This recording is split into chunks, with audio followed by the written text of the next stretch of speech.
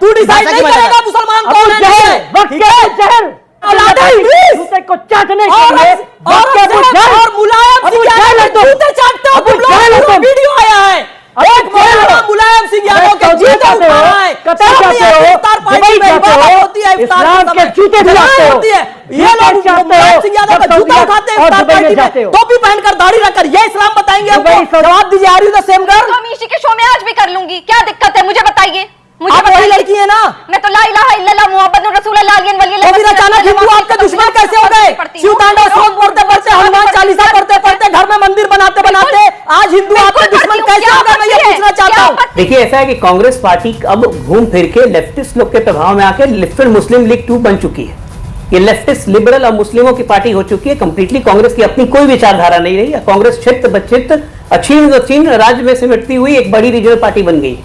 हर जगह तो ये लायबिलिटी है, ये देश पे लायबिलिटी है भाई, ये अपने अलाइज पे लायबिलिटी है। ये जब अरविंद केजरीवाल पे लायबिलिटी हो जाता है, अरविंद केजरीवाल भी कह देते हैं, बाकी की तो बात छोड़ दीजिए। समाजवादी पार्टी पे यूपी में लायबिलिटी है, आरजेडी के लायबिलिटी है।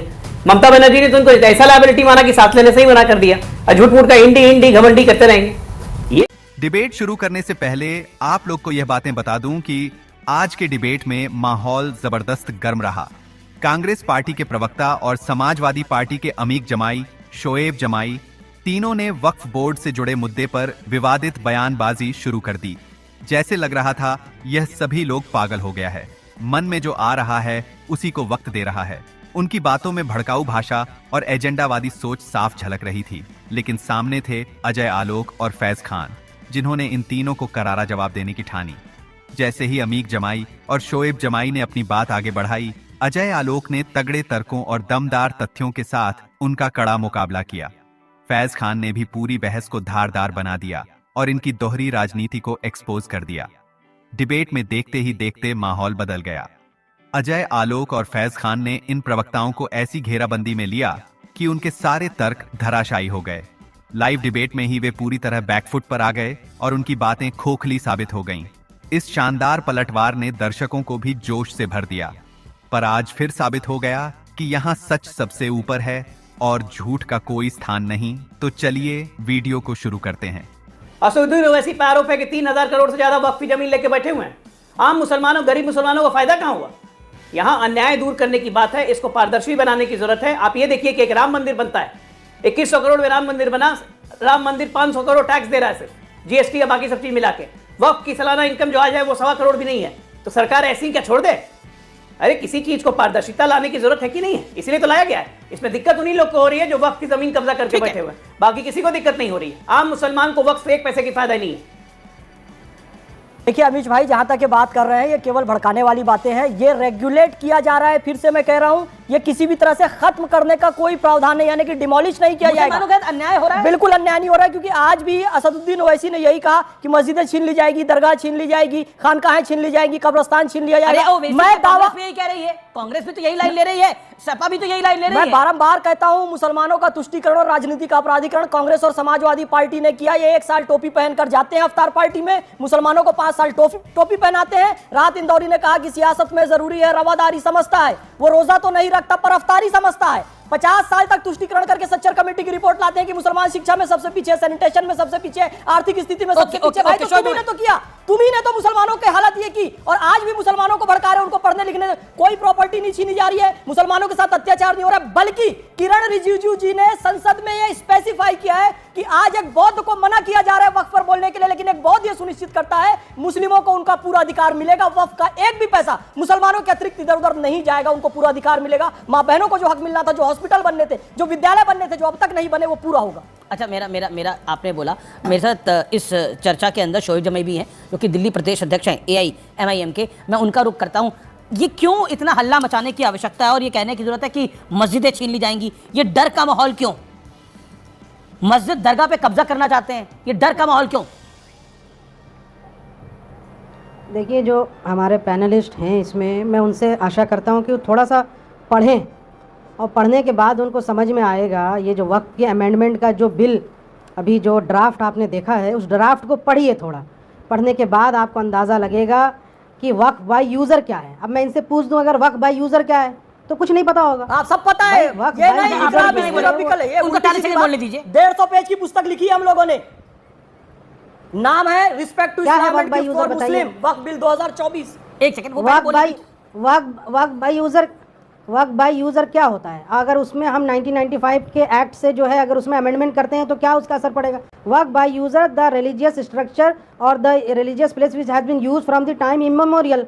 अब इस देश में हज़ारों मंदिर हैं, हज़ारों गिरजाघर हैं और हज़ारों दूसरे धर्मस्थल हैं जो टाइम इमेमोरियल से इस्तेमाल में होते आ रहे हैं। उसी तरह वक्फ के नाम पर कई सारी सैकड़ों जो है मस्जिदें हैं, कब्रिस्तान हैं जो टाइम इमेमोरियल से यूज़ होती जा रही है। जिसको वक्फ किया गया, आप उसको कैसे रेगुलराइज करेंगे? उन मंदिरों के कागज़ लेके आप आएंगे जो यहाँ से DDA के ज़मीन पे बनी है, पार्क पे बनी है और यहाँ से पुलिस स्टेशन पे बनी है या सड़क के किनारे बनी है, कैसे रेगुलराइज करेंगे? उसी तरह आप वक्फ में जो वक्फ बाय यूज़र जो यहाँ से इसको ये अमेंड कर रहे हैं, यही तो सबसे बड़ा खतरनाक है। इससे कोई बड़ा धन्ना सेठ या कोई वक्फ के ठीक है, ओके, जवाब फैज खान जवाब। जिन मस्जिदों में गरीब आदमी जिन मस्जिदों में गरीब आदमी यहाँ से जाता है नमाज पढ़ने, उसमें फर्क पड़ा। सुन लीजिए 20 सेकंड में मैं अपनी बात कंप्लीट कर लूं ताकि जनता को मालूम चले कि आज हम लोग जंतर मंतर क्यों गए थे। मैं भी गया था जंतर मंतर और बैरिस्टर ओवैसी साहब के साथ शाना बनाना हमने भी इस पर एहतजाज किया। इसलिए ये कि जिस वक्त बाय यूजर के थ्रू हमारा गरीब आदमी की मस्जिद, आम आदमी के कब्रिस्तान और आम आदमी की दरगाहें वहाँ पे मौजूद हैं वक्फ के जरिए से ऑलरेडी पहले से ही टाइम इमेमोरियल से,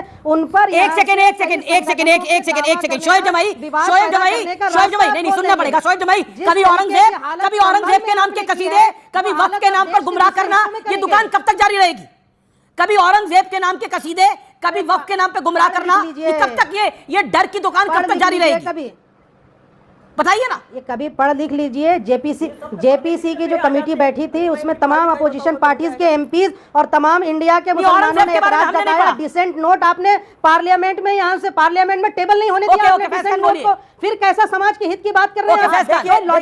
औरंगजेब के कसीदे वक्त के नाम पर मुसलमानों को डराना, दुकान यही है, धंधा यही है। बिल्कुल, दुकान यही है, इनका धंधा यही है। शाहीन बाग के नाम पर पहले चंदा खाया, जंतर मंतर पर जाकर चंदा खाना चाहते हैं। औरंगजेब के नाम पे, वक्त के नाम पर बार-बार कह रहा है, किसी की शिक्षा पर प्रश्न चिन्ह आप नहीं लगाइए। बैठे हैं, सारी डिग्री डिप्लोमा लेकर बैठे हैं, MPhil PhD करके बैठे हैं। मैं आपको बताऊं, औरंगजेब एक क्रूर कट्टर शासक था जिसने इस देश में मंदिरों को तोड़ा और इस्लाम कहता है ला इखराफी दीन, दीन के मामले पर कोई जोर जबरदस्ती नहीं हो सकती। उसने काशी विश्वनाथ का मंदिर तोड़ा, उसने मथुरा का मंदिर तोड़ा, उसने हिंदुओं पर जजिया कर लगाया। आज कुंभ में हिंदू जा रहे हैं स्नान करने, औरंगजेब के समझ आता उस पर टैक्स लगता था कि तुम क्यों जा रहे हो वहां पर स्नान करने। और इस्लाम क्या कहता है कि दीन के मामले में जोर जबरदस्ती ना करो, लकुम दीनकुम वलिय दीन, वो अपने दीन पर, हम अपने दीन पर। लेकिन औरंगजेब ने इस बात को नहीं माना। जो उदार था, सूफी, सरमद हो, दारा शिको, उपनिषद को मानने वाले हो, सबको उसने कत्ल किया।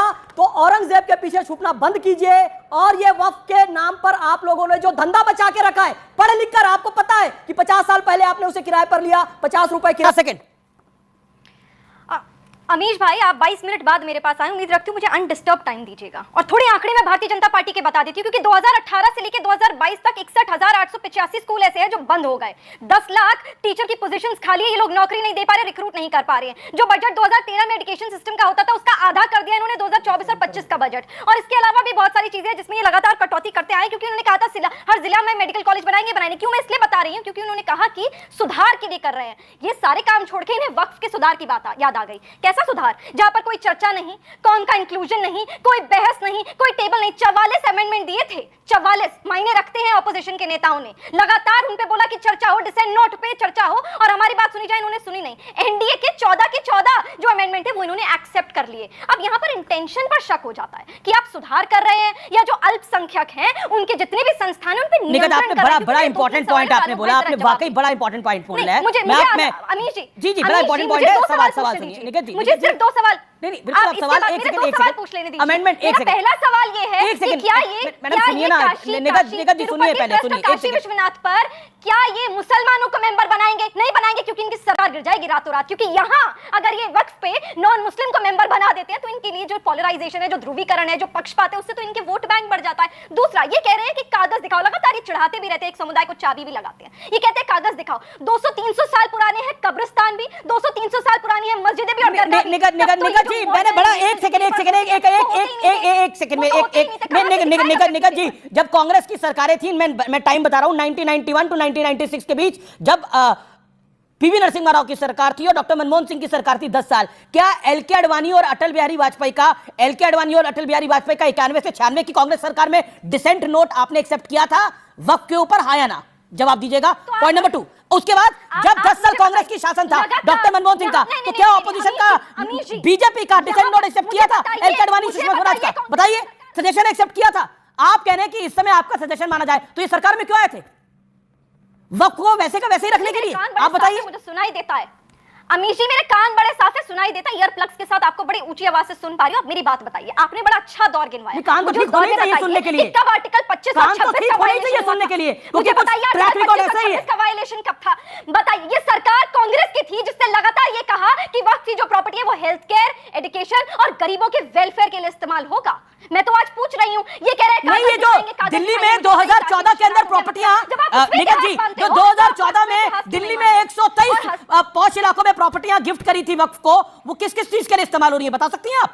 या मैं बताऊं? 123 दिल्ली के पॉश इलाकों में प्रॉपर्टियां 300 प्रॉपर्टीज क्यों दी थी? दिल्ली में इस्तेमाल कर रही है सरकार 2014 के अंदर एन चुनावों से पहले। महाराष्ट्र में वक्फ की प्रॉपर्टी पर ये लगातार जो प्राइवेट बिल्डर्स हैं उनको कब्जा। ओके, अजय लोग लेट मी गेट अजय लोग। ओके, अजय लोग जी, अजय लोग भाई जवाब दे पाएंगे? ओके, अजय लोग रिस्पॉन्ड। मैं तो बस ये बताना चाह रहा हूं कि कांग्रेस की तुष्टीकरण की नीति क्या थी कि बाबा साहब के संविधान को इग्नोर करके, देखिए भारत और हिंदुस्तान का बंटवारा होता है। भारत के हिंदू जितना पाकिस्तान में अपनी संपत्ति छोड़ के आए, वहां के मुसलमानों ने ले ली, लेकिन यहाँ के जितने मुसलमान छोड़ के गए पाकिस्तान, उनकी संपत्ति को बना दिया वक्फ बोर्ड। यहाँ के मुसलमानों की संपत्ति को कोई नहीं लेगा। आप ही बताइए, उसके बाद 1995 में वक्फ मॉडरेशन एक्ट किस कानून संविधान के तहत आया? ये आना ही नहीं चाहिए था। जब आप एक माइनॉरिटी के लिए बना रहे हैं तो बाकी माइनॉरिटीज के लिए नहीं बनाएंगे, लेकिन इनको तो माइनॉरिटी शुरू से एक ही मतलब मुसलमान है, मुसलमान ऐसे राइट्स दे दिए उसको। 123 प्रॉपर्टी तो दिल्ली में नहीं 2014 में, और राइट्स क्या दिए? जिस जमीन पे कपड़ा डाल दो वो जमीन हो गई वक्फ की। ये था कांग्रेस। आज ये हल्ला कर रहे हैं यहाँ पे बैठ के, कांग्रेस के सारे जितने कठमुल्ले भैया लोग हैं सब वक्फी 200 एकड़ जमीन पे लेके बैठे हुए काट मार के, और ये इसी तरह से तुष्टीकरण कर करके इस देश का सत्यानाश कर दिया। अब मेडिकल कॉलेज की बात कर रही थी, अरे पिछले 10 साल में मेडिकल कॉलेज की सीट्स डबल से ज्यादा हो गई। संवैधानिक अधिकार है, सुन लीजिए पहले पूरी बात।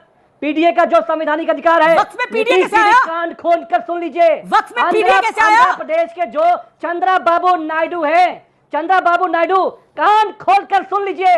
अगर आपने ईद के बाद अपना स्टैंड चेंज नहीं किया तो नेस्त नाबूद हो जाओगे। बिहार में यही है गुंडागर्दी, लेना पड़ेगा इसी को आपको, आतंकवाद कहते हैं। स्टैंड लेना पड़ेगा आपको। भारत की क्या बात है? चंद्रबाबू नायडू भारत को, की नीतीश संसद कुमार में जी को आप धमकी स्टैंड दे लेना रहे हैं। पड़ेगा आज आपको। सुबह जंतर मंतर पर असदुद्दीन ओवैसी ने भी वही किया और आप लोग भी वही कर रहे हैं। अभी थोड़ी देर पहले नीतीश जी में हिम्मत है, खुल के बताइए बिहार के लोगों को, बिहार के मुसलमानों को, जो विश्वास बिहार के मुसलमानों ने नीतीश जी में किया है, खुल के बताइए, नहीं तो राजनीति में बिहार की पता नहीं चलेंगे। हिंदुओं पर गोली चलाई, राम भक्तों पर उनकी कुर्बानी दी। ये कैसी कुर्बानी है कि मुसलमान को भी मार डालो तुष्टीकरण करके, राम भक्तों पर गोलियां भी चला दो, जगदम्बिका पाल जी को सीधी सीधी धमकी दो, चंद्रबाबू नायडू को सीधी सीधी धमकी दो। धमकी दे रहे हो आप लोग, आपके ऊपर केस दर्ज होना चाहिए और ये मीडिया की रिकॉर्डिंग को रिकॉर्ड करके पुलिस में जाएगा और केस दर्ज होगा। आप धमकी दे रहे हैं सीधे सीधे सरकार की एक बड़ी पार्टी को। पर ये आप चंद्रबाबू नायडू को, आप एक सेकंड, चंद्रबाबू नायडू को नेस्तनाबूद कर देंगे, नेस्तनाबूद कर देंगे, मतलब क्या मतलब है? समझते हैं फ्रेम वही है, सब वही है। इनकी पुरानी पॉलिसी और खास तौर से मुसलमानों को डराने धमकाने की, देखिए ये पूरी लॉबी वही है जो पहले से चली आ रही है। और इनकी एक पॉलिसी ये है कि मुसलमान ला इलाहा इल्लल्लाह मुहम्मदुर रसूलुल्लाह पढ़कर होता है, जो नहीं पढ़ेगा वो मुसलमान नहीं। ये कहते हैं जो बीजेपी का सपोर्ट करेगा, संघ का सपोर्ट करेगा, राष्ट्रवादी बातें करेगा, भारत माता की जय बोलेगा, वो मुसलमान नहीं है। अरे आज के जो धमकियां देगा, शरीर पर बम बांधकर ब्लास्ट कर देगा, वो सच्चा मुसलमान है इनके लिए।